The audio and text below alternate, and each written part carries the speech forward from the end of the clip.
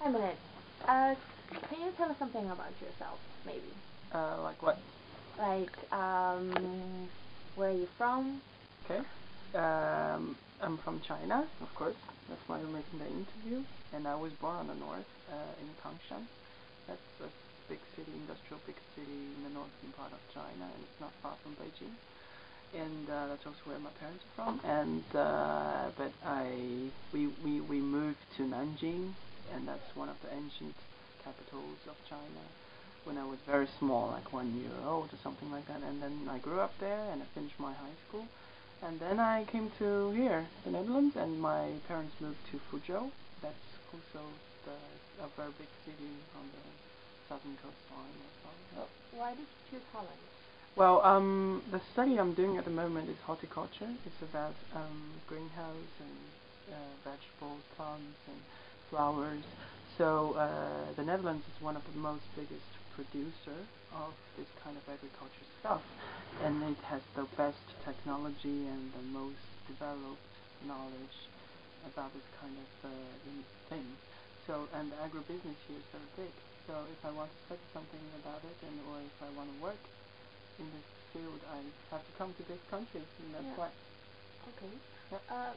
When you came here to Holland for the first time, were there differences you really thought really different things that were really different from bread?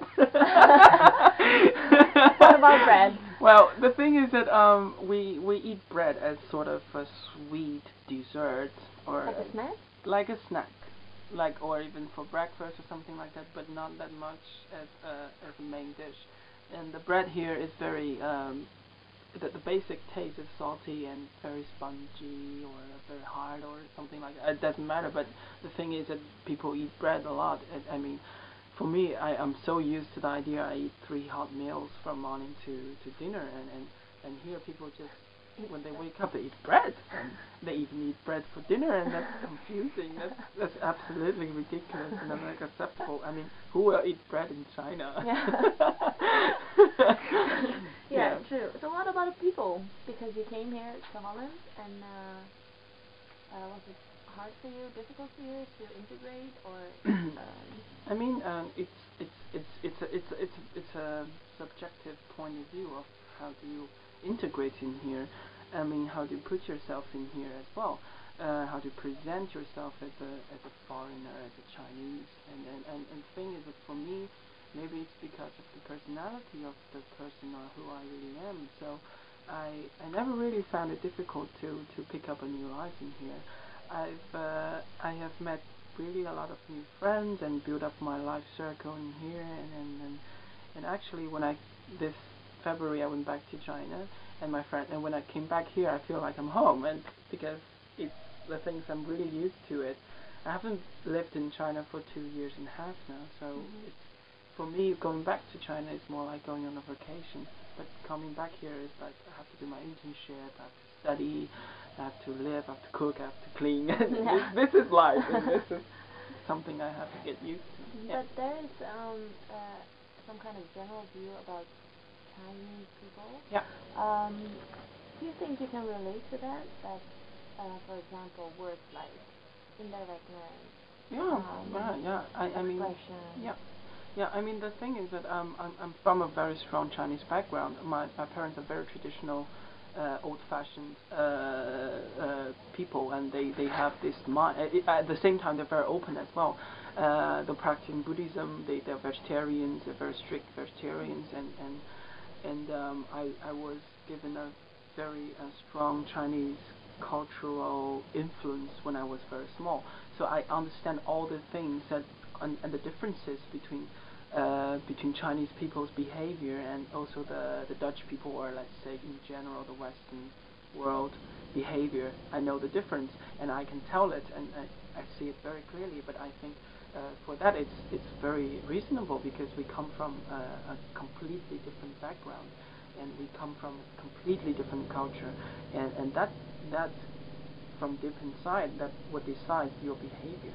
So I'm really used to the idea about taking differences as something that's normal in general. It's very, that's what I mean. Yeah. But could you tell us maybe something more about, for example, the hierarchy structure? Because in families, like for example, the relationship of a dad and his son. Okay.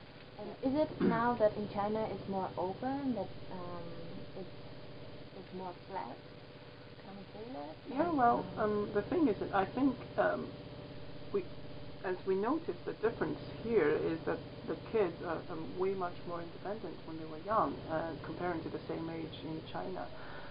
Because at my generation, or the generations around my age, it's the one-child policy generation. So most of us, 90% of us are older kids, yeah. and so we don't grow up with a brother or with a sister. So that makes a lot of differences, and that becomes and that's one of the hard issues that we were discussing back in China at this moment, that how these kids are gonna make up for themselves, to live up for themselves, and since they were really spoiled and in your opinion, well, in many people's opinion, in my opinion as well, many of them were spoiled, and they don't know how to live up on them. They don't know how to cook, how to clean, how to go anywhere or do anything on their own.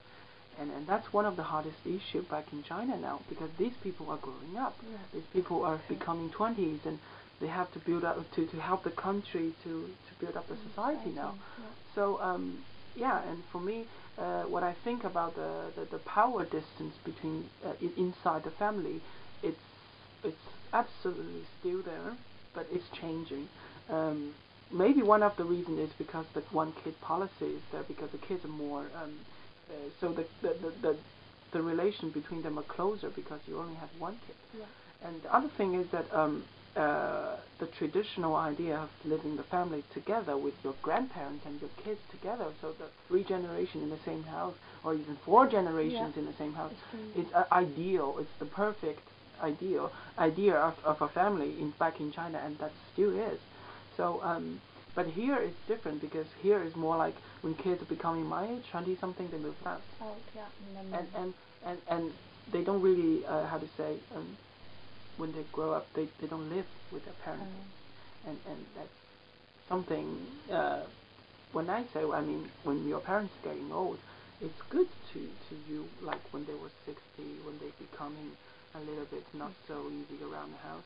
I think it's for as a kid, it's time to repay the favor they did for you, not only financially but also psychologically, and you have to come back home and help them out.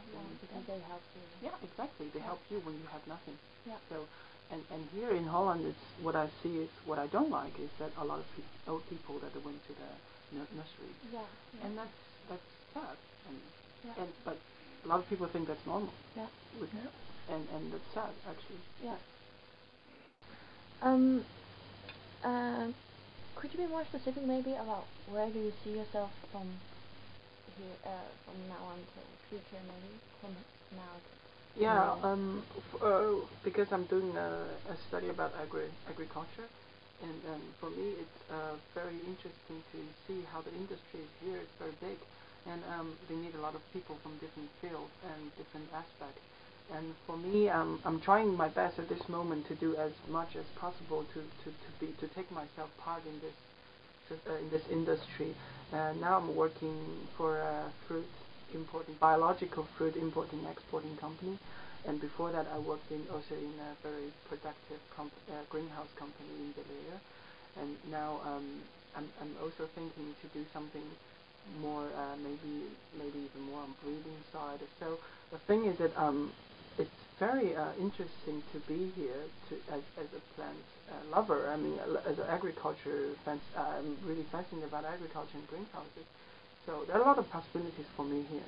And if I go back to China, sure, there are also possibilities there. But personally, I think here is where the most recent developments are. So it's more exciting to be in this country than to go back to China if you study about my here. Eventually you